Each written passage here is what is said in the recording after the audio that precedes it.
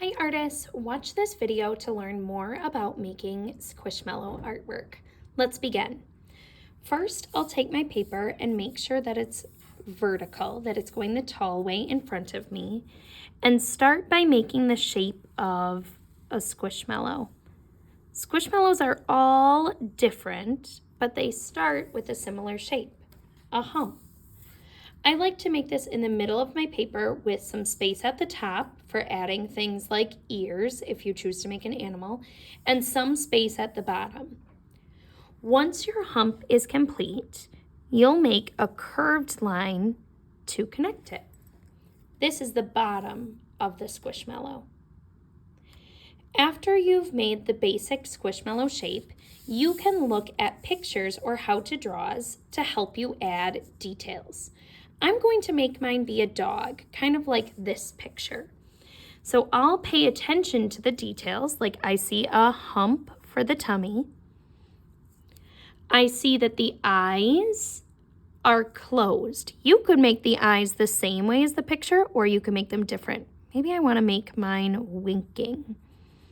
So one eye closed and one eye open. Next I see here's the mouth, the nose and the mouth, so I'll make this circle shape and draw the nose by making a cup with a horizontal line across the top and two hooks to be the mouth.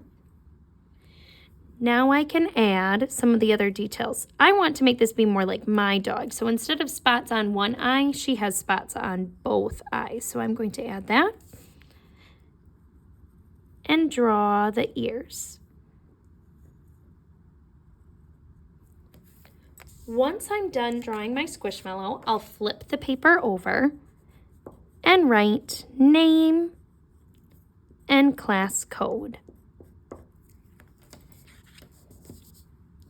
I am now ready to paint my Squishmallow.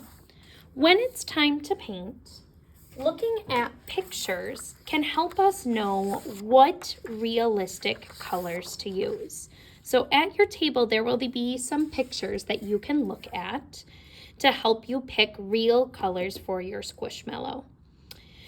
Then I can begin painting. So I'm going to find a picture that I think best matches my Squishmallow and use that. This dog has different ears, but it does match what my dog Lily looks like, so I'm going to follow some of those colors. Then I can use my water tray to start painting.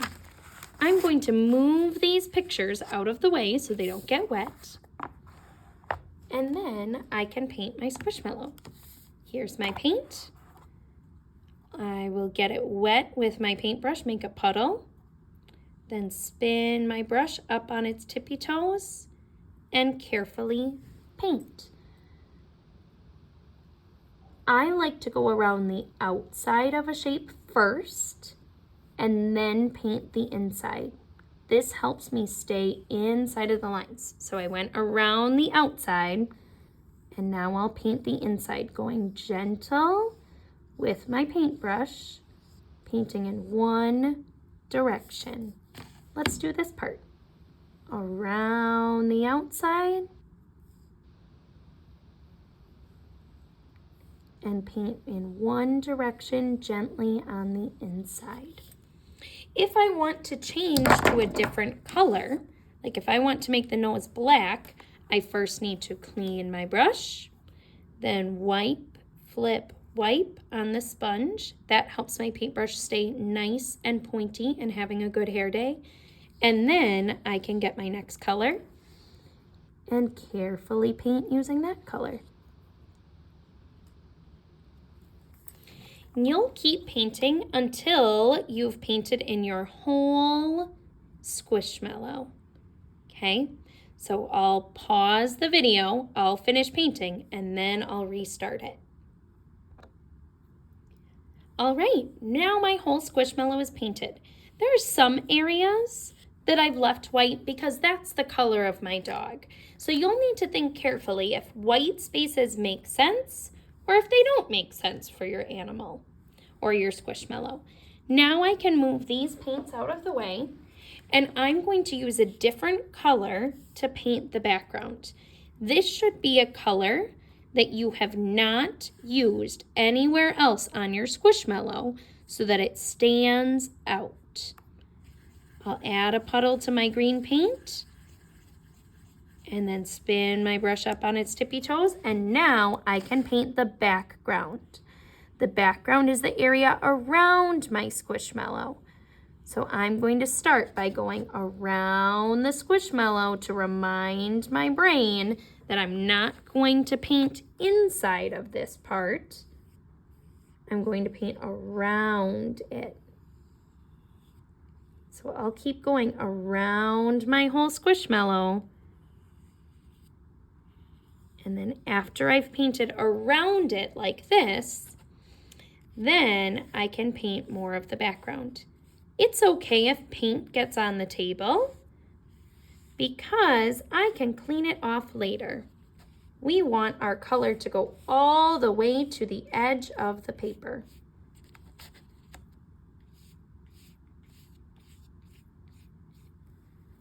I'm going to pause the video so you have time to do this step, and then we'll come back and work on the next part together. All right, artists, now your Squishmallow and the background should be painted and dry. For this next step, we are going to add some patterns or designs in the background space. Not on the Squishmallow, but in the background. I have some pages to help give me some inspiration. So this is a page that has patterns or designs. And this page has all different lines we know. You could also draw shapes that you know as well. Today I'll use oil pastels to add these details in the background. I'm going to be thoughtful about what color I use. If I use green on the background, it might not show up well since that's the color I painted with. So I will pick some other colors today. And then I can start adding details to the background. Patterns or designs are shapes or lines or objects that repeat. So for example, this is hearts that keep repeating, or flowers that keep repeating, right? Or swirls or spirals that keep repeating. I think I'm going to make some spirals. So I can draw some different designs on my art paper. I can switch the colors that I use, and I can draw shapes or lines or other designs that you see on the pages as inspiration. If you choose to make lines, make sure that those lines don't go on top of your Squishmallow.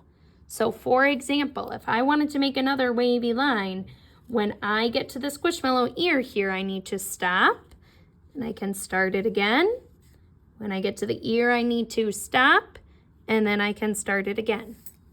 So in the background, you will use oil pastels to add lots of different patterns or designs or lines or shapes. I'll pause the video so you have time to work on this. All right, artists, here's my finished Squishmallow art. I added lots of different lines and shapes and other designs in the background to fill it up. I can't wait to see your creations.